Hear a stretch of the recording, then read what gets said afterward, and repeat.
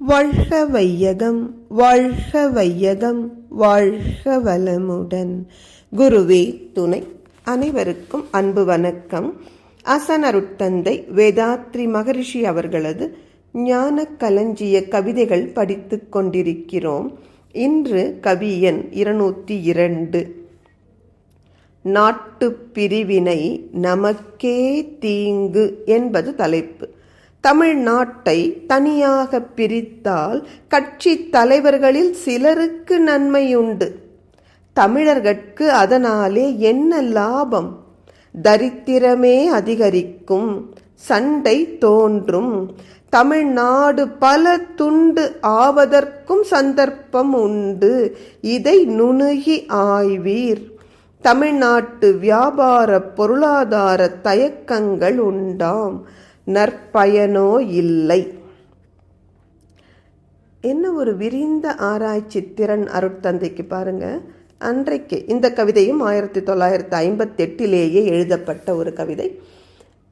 அன்றைக்கு சில தலைவர்கள் உணர்ச்சி வேகத்தில் மக்களை தூண்டி தமிழ்நாடு தனி நாடாக மலர வேண்டும் என்ற ஒரு கோரிக்கையை மத்திய அரசிடம் வைப்பதற்கு முயற்சி செய்தார்கள். அதற்காக ஆள் பலத்தை சேர்த்தார்கள். அப்போ அருட்தந்தை சொல்கிறாங்க, இப்படி இந்திய தேசத்தின் ஒரு மாநிலமாக இருக்கும் தமிழ்நாட்டை நீங்கள் தனி நாடு என்று உரிமை கோரினால் யாருக்கு அதில் நன்மை?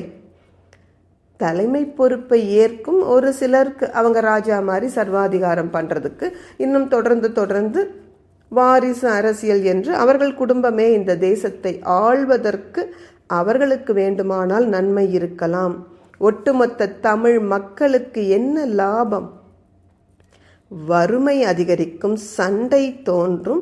அது மட்டுமல்ல, இந்த தமிழ்நாடு பல துண்டுகளாக சிதறுண்டு போவதற்கும் சந்தர்ப்பம் உண்டு, மறந்து விடாதீர்கள்.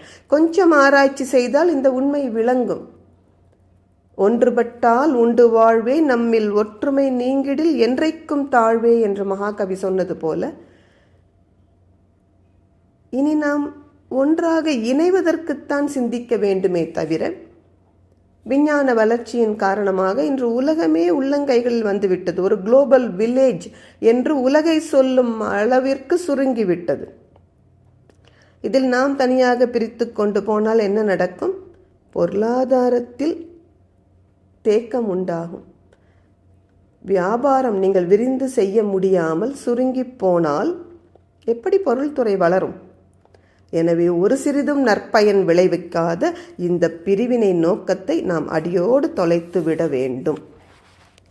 அதிர்ஷ்டவசமாக இன்றைக்கு அப்படி ஒரு எண்ணம் எவர் மனதிலும் இல்லை. நன்றி. வாழ்க வளமுடன்.